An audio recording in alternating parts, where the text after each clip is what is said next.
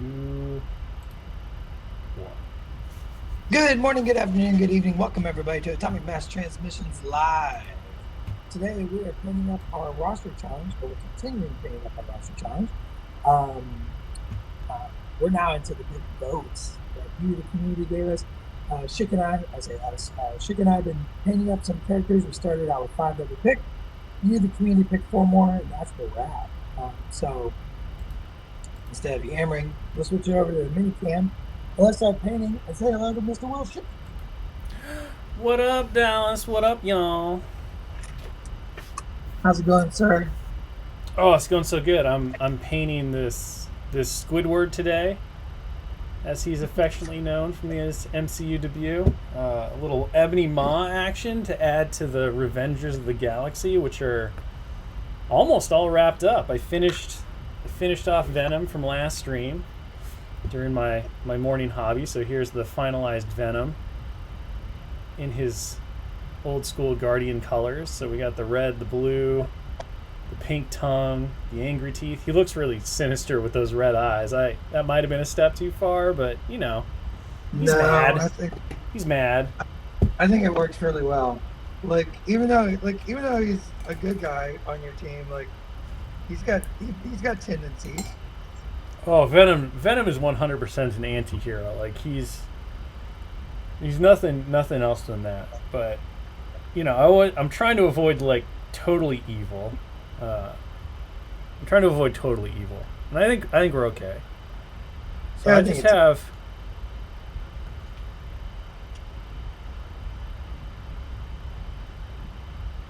just have.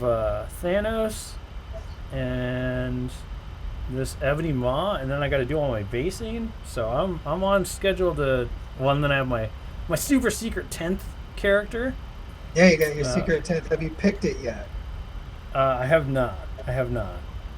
It's still up in the air. I haven't really thought about it too much. I've been so hyper focused on just finishing the 9 characters in front of me that I'm like, I'll know when I know. Oh, I'm totally off camera here. It's really good. It's a great start to our Thursday stream. Sometimes it's just there at the end whenever you kind of get everything else wrapped up, when that last piece of the puzzle just falls into Mm-hmm. Mm-hmm. I figure there's no real wrong move to make here at this point. Like whatever I pick, it's gonna be fine.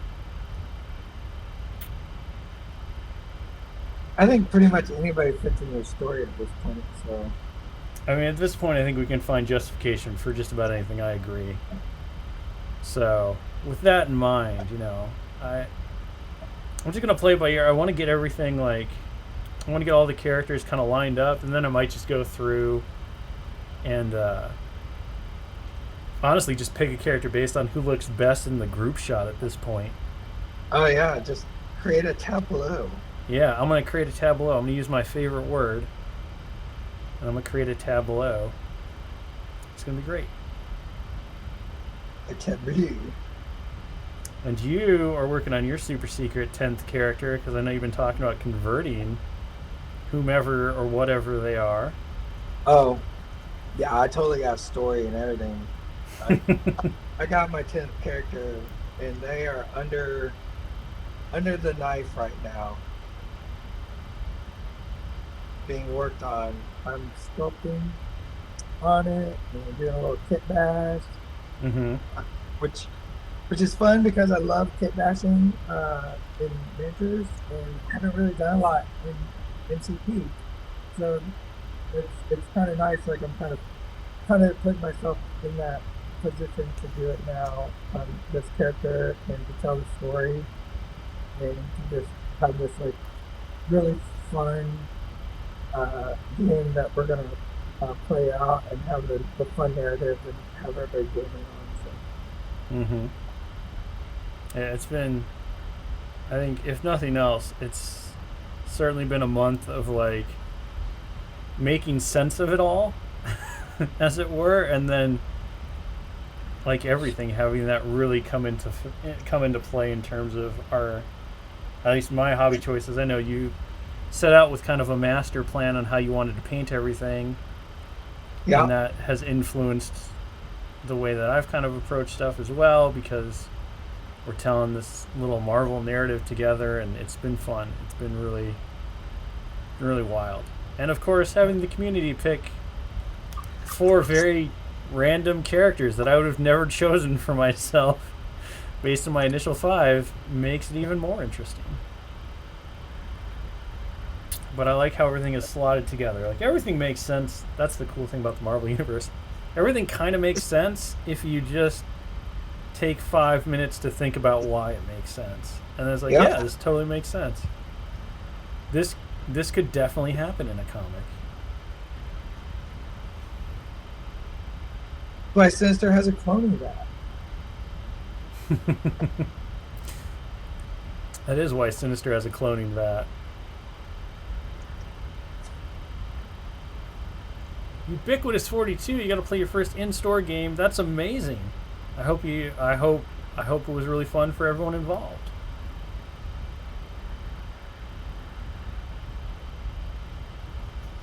I don't know what it is, but I'm always just like, I'm gonna paint really fast, and then I start painting She-Hulk, and I'm just like, you know what?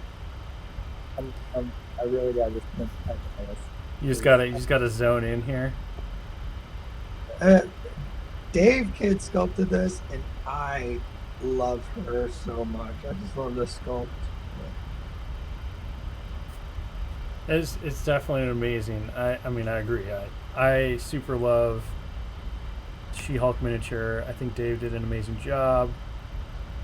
I know we kind of went for an in-between interpretation on that character with making it, like, my big thing was make her look like, you know, she is a bodybuilder and she can beat the tar out of you while keeping away from that super savage She-Hulk look from the was that 2016, I think, is when that started getting in. It was right after Civil War II, so maybe 2017. 17, 16. The Savage She-Hulk run, because I think that is a great example of, well, you know, that's just a different character, and we can have fun doing that character when the time is right. Yeah, I think Savage She-Hulk would just be a different character, right? Absolutely, yeah.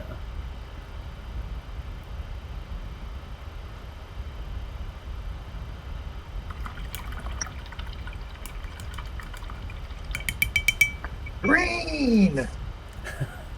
Oh, Sinister got to live the dream with the Area 3 attack. Amazing. I think we saw that attack maybe 2 or 3 times in playtest when we were doing it internally. It's certainly something that is really cool when Sinister decides to do it, but he's often spending those genetic sample tokens on everything else in his kit, so it's not an everyday occurrence that he manages to pull off the A3 attack.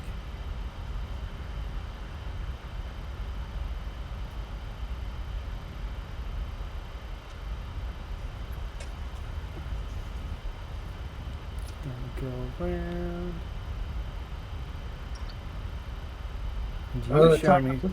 They're talking about Miss Marvel. Are they? It's like there. Oh, they're talking about the Aconite book. Yeah. I don't know anything about the review. I've read the treatment for it, so I do know. I know the plot, and I know the characters, and I have the general, like, gist of everything that happens in the story. But I haven't seen anything yet from Aconite on the actual, like, in progress writing or any drafts of it yet. I'm excited to see how it all comes together, because based on what I read, it is pretty nutso. Like, it certainly has all of the Crisis Protocol style thrills and chills. It's definitely got a big crisis involved with it. So it should be pretty fun. And I think Ms. Marvel as kind of the central character will be a really nice... she'll be a nice POV to kind of introduce what they're doing and how everything unfolds and all that stuff. So it should be pretty good.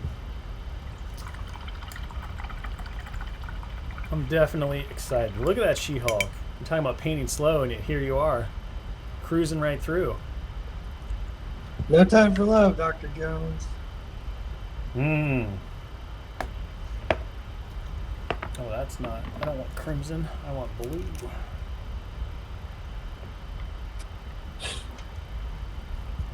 Speaking of Ms. Marvel, you, sir, just got the plastic frames for her. You were showing me earlier, so Yeah, I did. that's pretty exciting.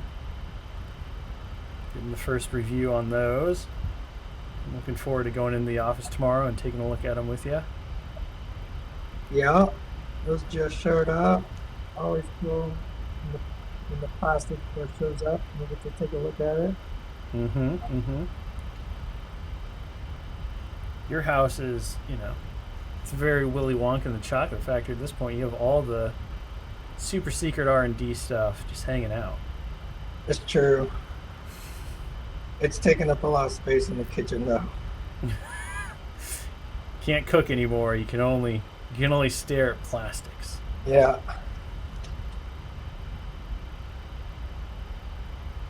Yeah, I always have to make it a point that as the samples and the proofs come in, I fill up the car with them and take them off to the office. I'm like, I'll use my largely unused temp office in the building as my storage section, not my more used office at home. Silly embiggen. Nothing about embiggening is silly. Blighted Brush Studios. It wouldn't be Miss Marvel if she didn't embiggen. I remember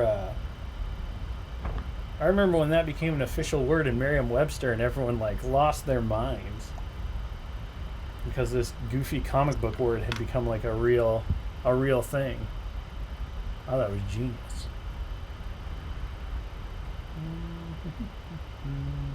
I don't want to do this.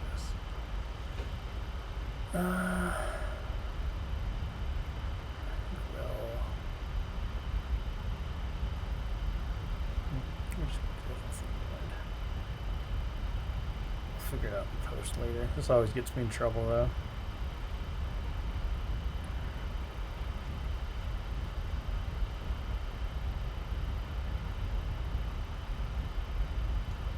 Cromulent. Wow. Now we're playing word of the day in chat. Yeah, 10-cent words. I haven't heard that word in a bit. I believe they're $10 words, sir. Sir. All words are $10 words. All words are 10 cents to me because they're all made up nonsense. Oh, is that this is where we're at in our painting journey? We've run out of painting things to talk about, so we're just going to argue about words being made up. They're made up. They're nonsense. And Thor did make that point as well in Infinity War. It's the best part of that movie. Of course it is. When I was sitting there in the theater and he's just like, all words are made up. I was just like, see? Yeah. Thor gets it. He understands. The worst. Just incorrigible at that point.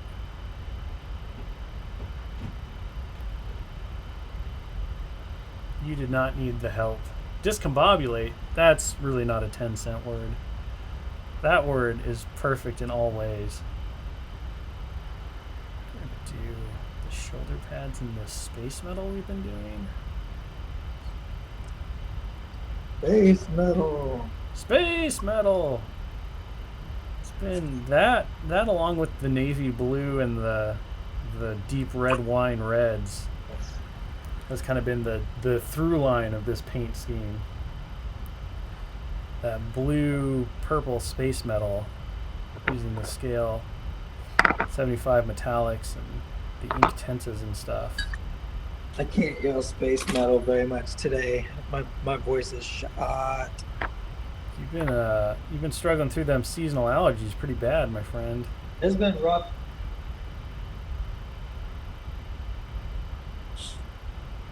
I got all hopped up on medicines and stout last night. They seem to have helped a little bit, at least. I'm definitely walking around. Bonus, bonus. Ubiquitous 42. I really should do a video on how to make these bases. Like, maybe after the roster challenge in June, we do another. Schick has done a couple basing videos. I don't think I've done one. Schaefer's done one. So maybe I'll do one on how to do these bases. That's, the cool thing about it is there's just like painting, you know, there's all these different techniques and ways to approach it. So you can watch 100 different videos on basing and it all kind of turns out different. Focus.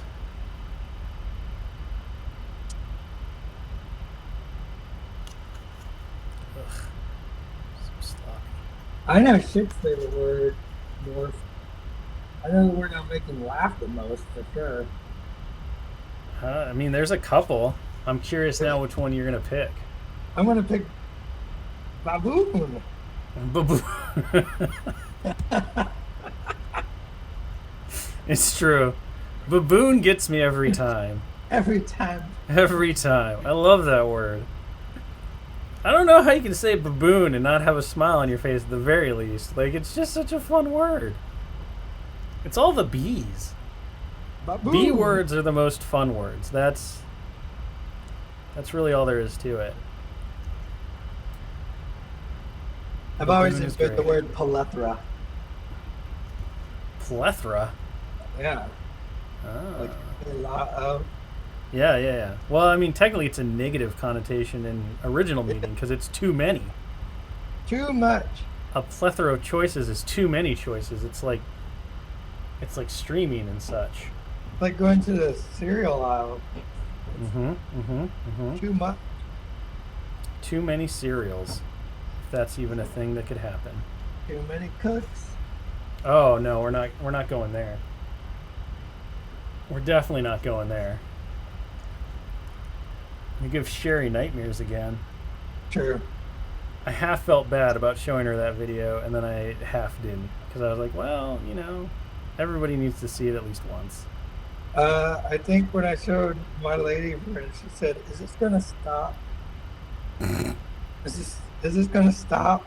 And you're like, eventually the video stops, but it never actually stops. It's always with you. It is a fever dream. It doesn't stop, but it stops, but it never ends. Yeah, there you go. Baboon. Baboon. Baboon. So good. I think it's a Naked Gun line where I think started the whole thing. And his boss is like, "Do you realize that because of you, this entire city has been overrun by baboons?" And his response is, "Isn't that the fault of the voters?"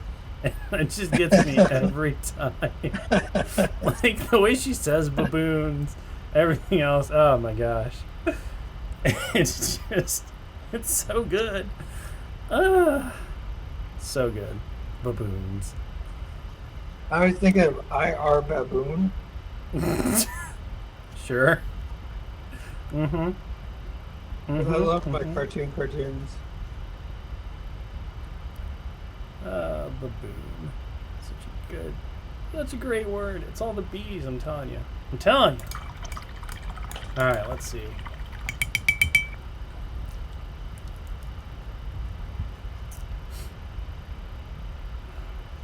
Got the tiniest amount of basing material on her leg, and I gotta cut it off, and this is gonna be awful, but we're gonna do it. Do it. You got this. We believe in you. I need that metallic blue now, because we're just shifting. I just want to knock in the base coats, because I don't actually know if this approach to the Ma outfit is going to look good, so we're going to do things a little different and just block in our colors.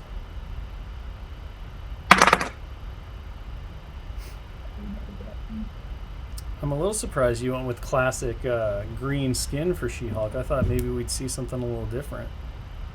I just really thought that because I'm doing the black outfits, like Yeah, and the no, magenta, sure, it plays that, well for sure. that green is just reading super good. Mm-hmm. Mm-hmm. Mm-hmm. So I just thought it'd be a lot of fun to do that.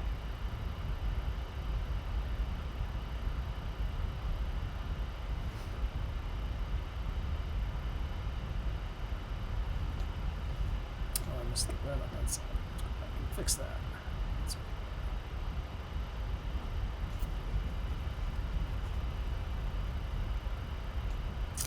a good way to play Ma. You know, when I was using Ma, when we were using Ma in playtest, um, a lot of people were really seeing a lot of success taking Okoye with him, or any character that could like bodyguard. He works pretty well with Black Dwarf if you're interested in expending the points, because you can get Black Dwarf like way up the field, and then Black Dwarf can like pseudo bodyguard. He can use his too dangerous to ignore, Yeah. which is I think the name of the Luke Cage version of that rule, but it's that. Um, but he's certainly he's a finesse piece. Like I'm not gonna say that he is. He's not clearly the winner when it comes to, if you want to rank things. If you're into rankings, Ma. I mean, I don't think anyone will claim Ma's at the top, but I think Ma gets a little bit less credit than he deserves for how scary he can be. It just takes a bit of work to get there. Much like Ma as a character, you know, he's not punching his way out of anything. He's gonna deviously scheme his way out of stuff. But hopefully we'll get him on the table in June now that he's part of this roster, and we'll find some uses and some success for him. It's funny though, because I remember when the preview articles and stuff started coming out from On, everyone was like, he's gonna just break the game, too powerful, like so crazy. And of course, hot takes are hot takes for a reason, and sometimes they pan out and sometimes they don't. And it was funny how quickly people realized that, yeah, he's definitely got some detriments, and on paper, when everything goes his way, it's great, but that's not always guaranteed, and you kind of have to have a fallback plan for that. Yeah. Not every character's a a hammer. It's true. When we talk a little bit about, in like mini extravaganza and our development talks and stuff, miniatures games are super interesting and fun, not only because you get to kind of put your stamp on your list and your army and tell these stories and have these experiences, but also because they are asymmetrical in ways. There's a bell curve when it comes to balance, and some things are on the lower end of the curve and some things are on the upper end of the curve, and the goal for a developer is not to make that curve flat, but to make the ends of the curve as close as possible, because variance is what makes the game exciting and fun. So taking a character that might take a little more work or be a little more tricky, not as efficient, for example, can be super rewarding in its own right and part of the fun. And sometimes, I think overall our goal when it comes to changing the color of these little armbands, because I don't like it, when it comes to design and balance in Crisis Protocol, is that everything is close, but there are going to be folks that are slightly more efficient, there are going to be folks that are slightly less efficient, and the decision on how you play can be affected by that. But also, I think we hopefully do our jobs well enough, or at least it's the goal, that taking the not most efficient things is only slightly less efficient than taking the most efficient things, especially if you plan around and play around with them. And there's always skill caps and ceilings and all that stuff too. It's a It's definitely a challenge. It can be rewarding, and it's always interesting to see what people think about the work that you've done, and be like, oh, okay, we've learned maybe one or two things here that we can apply in the future. Or it's also a blast when, because we do so much stuff in the future, and we're always trying to work on everything in bigger blocks. So when folks see, like when everybody in the community sees a release or something, the thing that I don't think a lot of people know, unless they've listened to us talk about the process a lot, is that those things were tested and built with things a year, maybe even 2 years down the line in mind. So, there are definitely things that they're seeds that we plant into the game in general that we know won't pay off until later on. It's kind of the Green Goblin is one of the best examples of that. We knew Green Goblin was going to be the leader of the Spider Foes affiliation. We also knew Spider Foes were going to be a little later down the line. So what happened? That affiliation wasn't really efficient, and maybe depending on your point of view, completely unplayable, in quotation marks, because that's a phrase that gets liked to use a lot. Which it wasn't. It was totally playable. It just clearly was at the bottom of the bell curve. But we also knew when we built it, we had all these other Spider-Folk characters that were going to come out, and now they're going to hopefully, reinvigorate the play experience. They're going to make people look at that affiliation again. And it's similar with the Crossbones Explosion card, his new ranged attack rifle that totally gives him a new trick to put in his toolkit, and can help meter out some of the places where he struggles in games and stuff like that. Like, there are 100% so many ways that you can see characters and design points and all this stuff bear like crazy fruit in the future and become refreshed and revitalized later on,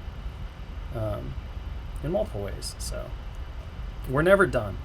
That's the thing to always remember. We're never done. We're always working and thinking and plotting and planning and creating and trying to always push that envelope, make everything as cool and as fun as possible. And that goes not just for development, but miniature design and everything. Like, something that just got released as a miniature, we might have done a year ago or more. Mm-hmm. And there's other stuff that's kind of in different stages that, as we develop stuff on one, we can go back and look at another and revise it and add to it and design because of lessons you're learning on the fly. Mm-hmm. Yeah, it's all a process, right? Like, the more that you engage with something and do it, the better you're going to get at it. Yeah. It's no different than painting or any other hobby, or craftsman type job, or job in general. I think every job has those skill caps that you can escalate and get better at what you do if you love it and put in the time and work at it.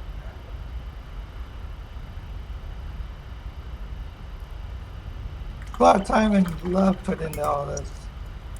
I read a little anecdote once about Stephen King was asked, how did you become such a good writer? Like, what's the trick? And he said, basically along the lines of, if you took weights and you lifted weights 15 minutes a day every day, eventually you're just going to get stronger. You're going to be able to lift more weight. You're going to be able to lift the weights better. So writing's no different. I write every day for, however long he decides to write for that day. He just gets better at writing. Because the more you repeat a skill, the more skilled you get at it. The more you learn about it and stuff. So I always really liked that analogy, and, it just applies to everything. You want to get good at something? Just keep doing it. Just keep doing Practice. It's like the quote I said a couple weeks ago. Tom Savini, the special effects guy, said, the more you do, the more you get to do, right? Mm-hmm. And I think that that kind of applies here, right? The more we do and we try and learn and grow, the more things we get to, the more things we get to try and learn and grow. Mm-hmm. Mm-hmm. You just keep going. You just keep going.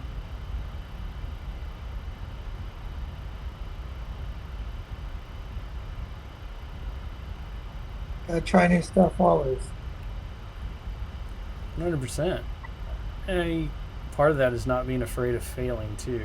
Sometimes you don't get it right. Sometimes Yeah. you think something's a good idea and it doesn't work. And we talked about that a lot with the banned and restricted list. There are lots of reasons why things might not work out. You can't plan for a future that you don't know. You don't know what you don't know until you know it. And we're all just we're all people. We do our utmost best to make sure that everything's perfect. And I know I always have to laugh at Pagani because he goes through this whole. It's a very Charlie Brown cycle when we realize that something there's an error in something, or we missed an apostrophe, or we have to do something to uh, we put out a card that isn't quite clear enough, and so we have to do an FAQ or an errata item, and he'll mope through the office for the whole day talking about how everything's the worst and all this stuff. And it's like, yeah, look, that's the attitude you kind of want, but then at the end of the day, you get it done, you learn from it, and you move on. You don't let it hold you back. You kind of recognize and acknowledge it, and then you make sure it doesn't happen again. Yeah. It's the same thing that I try to tell anyone I've ever had work under me, or even when I was teaching like kids and stuff back before I even got into the miniatures industry.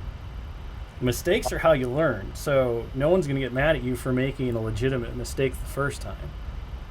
If you make the mistake 3 or 4 more times, then it's a problem because we're clearly not learning. And now the mistake is a problem, right? It's like, but I'm never gonna get upset, or you're not gonna get in trouble for making a legitimate mistake the first time, because I make them all the time, And it's just like, okay, well, what did we learn? How do we not do it in the future? And that's it. Take it as the valuable experience that it is. Because if you never made any mistakes, then you don't actually get to get better at things, and that's, to me, that's worse than making a mistake in the first place. I always told my kid, you can't learn by winning. It's true. There's nothing to be learned by winning, for sure. And then remember, Picard always said, you can make no mistakes and still lose, right? That's right. That was the valuable lesson he taught Worf.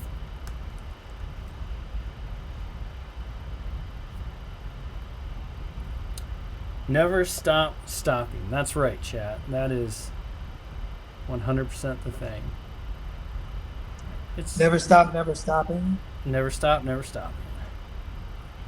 Yeah, it's unfortunate how quickly people abandon things because they're not great at it, or it doesn't have like the conversation that I really like lately is how your artistic creativity doesn't need to have value to it outside of the enjoyment you get from it. Yeah. It's one of the things you said a long time ago when people were like, how do I get to, like, I can't believe you're such a good painter. Like, how do I get to be as good as you? And you're like, well, get paid for it. Right? Like, when it's a job and you're literally paid to do it for 8 hours a day, you don't have a choice but to, go to that level. But I don't think I've ever seen you paint anything outside of maybe 1 or 2 competition pieces where you're just like, I want to enter this competition, anywhere close to the level of your professional skill, because nobody's paying you for those 40 hours you're going to spend on it, and you're just like, it's not worth it. Yeah, it's just not worth it. Like, if I'm just painting like my little, I got little projects on behind me, and I work on them, and Nobody's paying me to paint that, so I sure the heck am not going to paint those to the full on maximum capacity. Now, if I'm getting paid, yeah. But unfortunately, that's not my job anymore, so I don't get paid to even paint. So I just paint for fun. That's all That's that matters. I was gonna say, and that's the best kind of painting. Yeah. Don't try not to turn your hobby into a job, because then it's not a hobby anymore. It's wonderful when your hobby and your job, like your passions, align for your job, but they should never be the same thing. Like, I'll tell you, once I started working in the industry and stuff, I still love miniatures. I love painting miniatures. It's like, it's a pastime that I do, but I very quickly found a new hobby, which was cooking. Yeah. And that became like the thing that I thought about and watched videos on when I didn't want to engage with my job. And I was Yeah. like, okay, well, I need something new. So what am I going to do? So my hobby shifted to being in the kitchen and learning how to like cook and how to make like really cool dishes, and a lot of Gordon Ramsay and other great chefs and Sam the cooking guy and all that stuff. And then I daydream about, man, I wish I just had an amazing kitchen like they do, even though they get paid for it, so that I could do these things. And like the same thing, right? I dream of taco trucks. I dream of that is a book that needs to be written right there. I dream that could be the name of your cookbook after your taco truck empire takes off. Dude, I'm telling you, because like I'm in the same thing. It's like time for a new hobby. It's like I'll just cook more. Mm-hmm. I want to learn Yeah. how to cook this weird thing. You gotta find something to do, right? Whether it's whatever, and it's always the most enjoyable. Like every hobby is all about skill. Hmm. It does sound like I dream of taco trucks. Does sound like a Deadpool title. One of those silly Deadpool runs, not one of those serious Deadpool runs. Since he gets the whole gamut.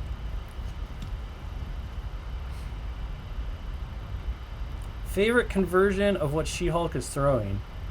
Honestly, I don't think anyone's done it yet, but that's because they can't. And that is She-Hulk throwing the apartment building. Oh, we can do it right here. When She-Hulk is throwing that New York City apartment building, that will be my favorite one. But I got to be honest, I'm a little sad that trend died out so quick, because it was hilarious just to see the creativity and people one-upping each other. It was That's awesome. what it looks like. Nobody can even see it. It just fills the entire screen. You can blue tack it, take a picture, and post it on social media. One up the one-uppers. Interesting I bring it up, BK. I think BK has one. Tell me more. Tell me more. I would like to subscribe to your newsletter, sir. Double A Mini says, for sure not Daniel Way Deadpool title. Yeah, my kid will tell you all about that Daniel Way Deadpool run. And about how Daniel Way is the only person that gets Deadpool.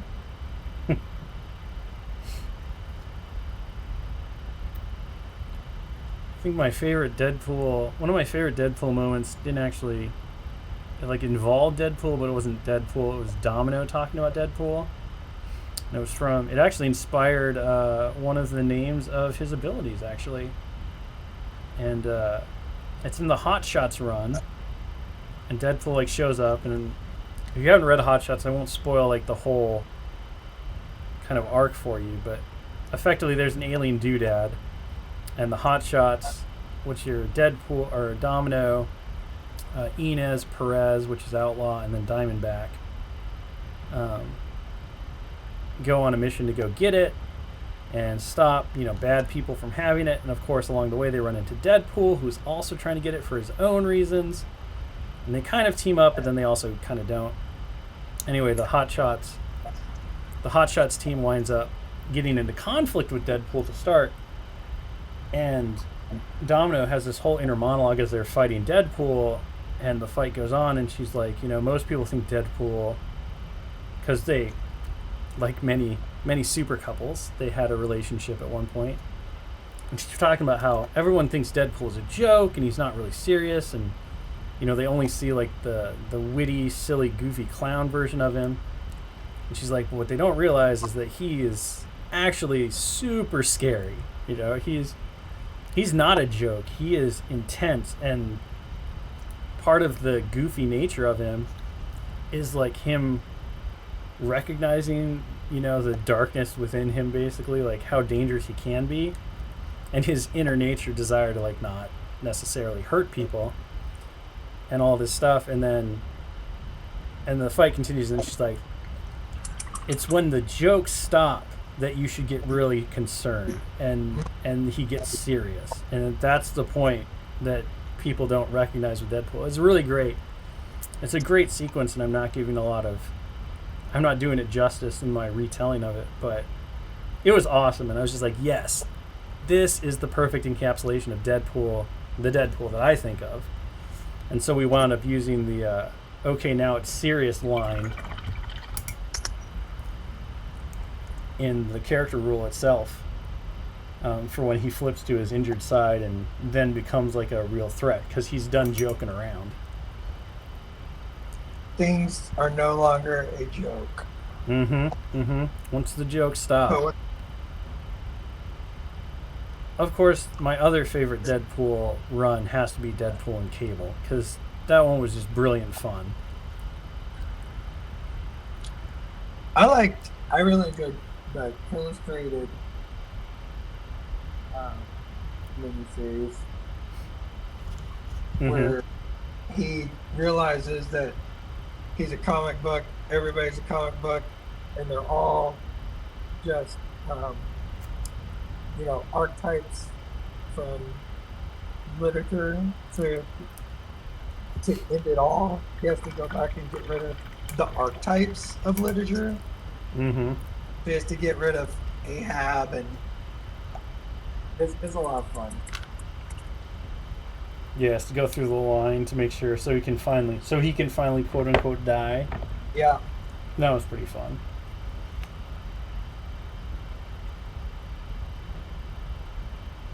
I think like Cable and Deadpool was just great because it balanced like Deadpool's the silly version of Deadpool, like the clownish version, with Cable's like deadpan seriousness, and it made a great buddy cop. Story. Let me tell you, if there's one thing Schick is a sucker for, I love buddy cop stories, like 100%. They're the best. When you can get me the, no nonsense, by the book veteran paired with the loose cannon, wild, crazy Riggs and Murtaugh style thing, I'm in. Like, those stories, they're the best stories. Who doesn't love a great buddy cop adventure? And they learn to respect and love each other along the way, and they realize that their differences actually make them stronger. Come on. Classic storytelling. It is. That's just how you should live life. Realize that, you need to pair up with people who are just different from you. True. Get connected, be stronger because of it. It's genius. Plus, hilarity will ensue. All the hijinks.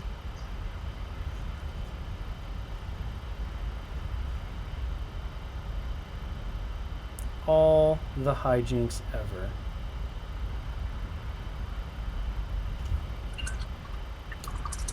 I mean, in some ways, it very much goes back to what we were talking about,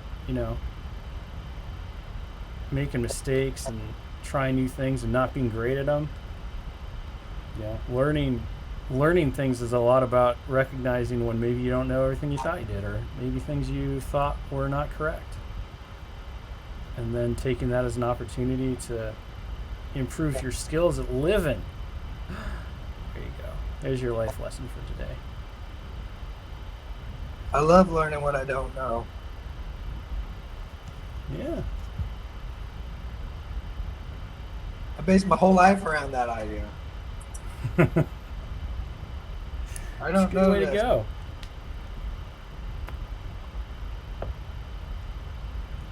I will never claim to be an expert on anything because there's always more to learn. Yeah.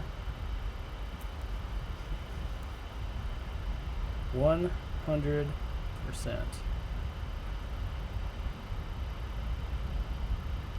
It's kind of, I mean, we adopted some of this in terms of studio. We talk about how we try to make sure that everything we do at Atomic Mass is like creation through collaboration, all that. Even some of the best changes or like innovations that we've come up with have come from the layman looking at something the professional looks at and is like, why don't you just do it this way? And then you're like, that won't work. And then they stare at it for 5 seconds, and a day later they come back and you're like, oh, I see you did that. And they're like, yeah, no, it was a really good idea. I never thought of it that way. It's like that's the strength of having so many different perspectives come in and be able to offer ideas and advice. End of the day, somebody's got to make the choice, and not every layman idea is gonna work, but at least allow yourself to have the conversation and to take a new perspective and point of view into account, because it might just radically change your outlook in your world and help you come up with better solutions. Now, how many times I stood over Marco's shoulder, not knowing anything about what he was doing, and just being like, well, what if you moved that? What if we did that? And he'd be like, huh. And then there are other times where he's like, well, that doesn't work, and here's why. And I'd be like, oh, I learned something. I won't make that suggestion again. So it can be really fun. This is why I go to dev meetings. It's true. I mean, you and Josh attend dev meetings and playtest and all that stuff, and devs come in and do cams with the sculpting team, and it's all about bringing those different perspectives and point of views in and trying to maximize everything that's there.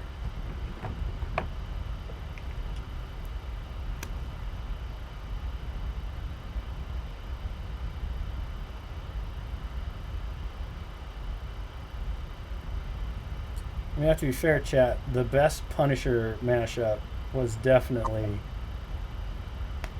the what if Peter Parker was the Punisher. That was a great design. Those little gun web shooters and all that stuff. But Punisher had that fun little stint as the Sorcerer Supreme during the Secret Wars Battle World run when Doom was God Emperor of the Universe. Frank has been a lot of things. A forgiving man has never been one of them, though. Forgiving man is not one. It's true.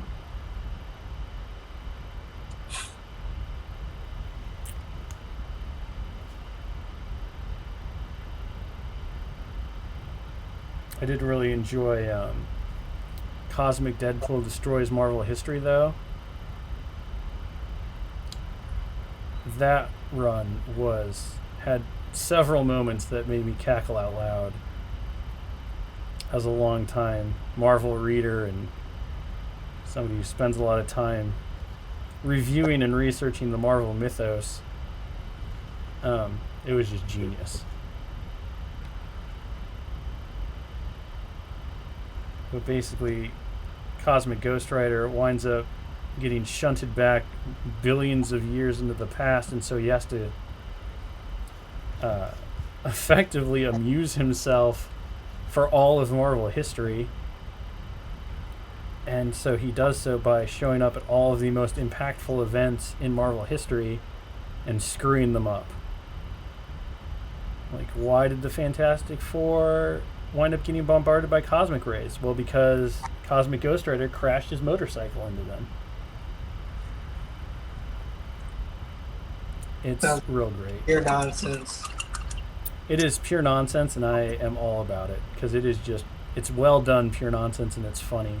And it's actually a really great primer for you know, if you want to know the seminal moments, like the important moments in Marvel history, it's actually really it's a really great way to learn about them because it does cover all of the major milestones. It just adds that extra like nonsense of, and Cosmic Ghost Rider was there doing things. I do love me some Cosmic Ghost Rider. What a fun design. That's a cool design. It's a well done like goofiness. I mean, it's no prehistoric Ghost Rider, but Well, yeah. He's not on a flaming mammoth, but prehistoric Ghost Rider also isn't quite as insane as Cosmic Ghost Rider is.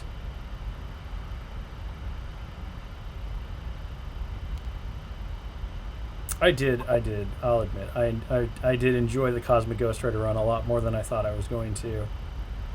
Because I was like, I don't know if I can be in for this like Deadpool-esque but Frank Cancel, like serious not like adventure. And I think by the time he had baby Thanos and a baby Bjorn on his chest as giant space sharks were chasing him, I was in. I was like, okay, this is my kind of weird. you get me at Space Sharks. They were very prominent on the cover. They were a very minimal part of the whole like issue, but still good enough. Oh my gosh, where does the time go talking about comics and life philosophy and all the other nonsense we've spent almost a whole hour doing?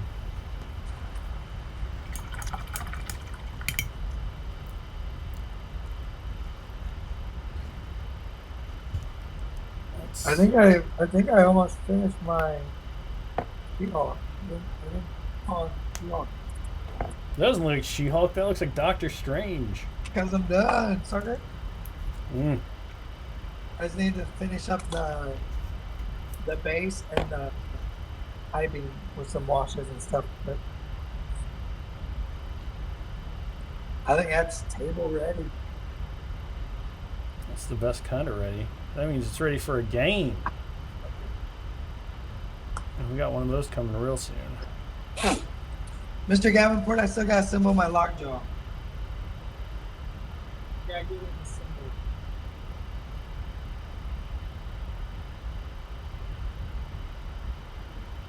Better get to it. I know. Is he your last one outside of the 10th now? I guess you're not done with Strange, so Not we'll done. see some more Strange next week. We'll see some Lockjaw next week. Yep. And then the following week, it's game time. Oh gosh. I know. Where did the month of May go?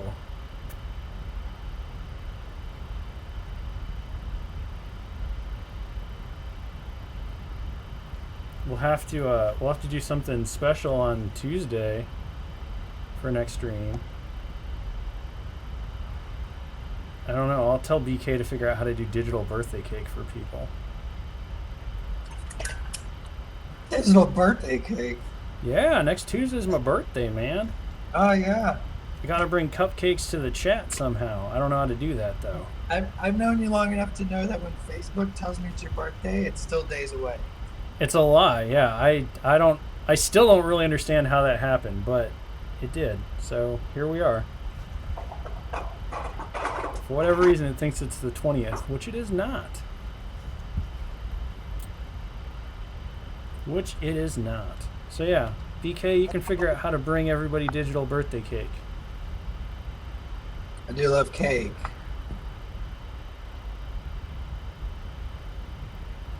I'll have to get some of those fancy cookies for you. Oh man, those, you know, Courtney made some chocolate chip cookies the other night, and as they were cooling on the rack, I totally grabbed some kosher salt and sprinkled it on top of the cookies. Yeah. Because I can't go back now. I can't live my life any other way. You got And to so salt cookies. we ate them with ice cream, and my youngest son like looks at me. He goes, "Dad, did you put salt on the cookies?" And I was like, "No. Why would I do that?" Yes, I totally put salt in the cookies. Yeah, you totally got to I salt. couldn't tell if it was like an accusation because he didn't like it, or if it was just like I know something's different about these cookies, and Dad did it. Either way, I had salty chocolate chip cookies, and man, that's just the best.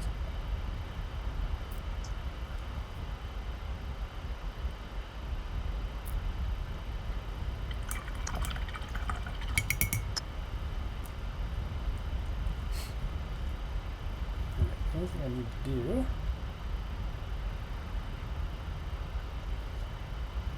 in these last 4 minutes is I missed this little part right here of the tunic.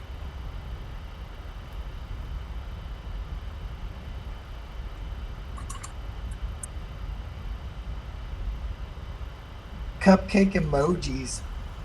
That could work. Yeah. We'll get some really fancy cupcake emojis going on. I'm down. I know where really fancy cupcakes are in Seattle. You know where all the good food places are in Seattle. All right, well, I'm really close to finishing this ebony maw. I just got the skin, and then I need to go back in after this wash dries and highlight up the space metal. But otherwise, we're pretty much there. Yeah, I'll be knocking out. He can go right along with all the other ones. I'll be knocking out the range pretty soon. Everybody's so cohesive. Hey, look, let's bring out the big bad boy, Frank Castle. Yeah, look at that. Look at them. Look at them. They're so samey and yet different. Frank Castle stealing Starlo's clothes. All right, sir. I believe it is time for you to take us out. Are we done? I think so. Time to end it. Time to wrap up. Thanks for joining us, everyone. Hopefully you stay safe, continue painting, and having a good time, learning new things, being positive, and all that crazy jazz that we like to talk about here. Remember to join in tomorrow, Friday at 1 p.m. Pacific Standard Time here on Twitch for Mr. Will Schick and John Schaefer. We're going to be painting up something fun. And every Tuesday, Wednesday, Thursday, Friday at 1 p.m. Pacific Standard Time for Atomic Mass Transmission Live. So until next time, we'll catch you later. Tell them about the hashtag Painting Protocol Challenge. They've only got like a week left. We only got 1 week left. It's High Flyers. Did I do it right? I think so. It's your challenge, so I'll believe you. High Flyers. So show us your High Flyers on Instagram, hashtag Painting Protocol. Don't forget hashtag Painting Protocol on Instagram. Show us your High Flyers. Every month we pick 6 of them that we think is really cool, and we show them off here on the stream, so maybe it'll be yours. All right, everyone. Take care. That's all. We'll see you on the next one. Goodbye. Bye, y'all. See y'all. What up, y'all? Talk to you later, y'all.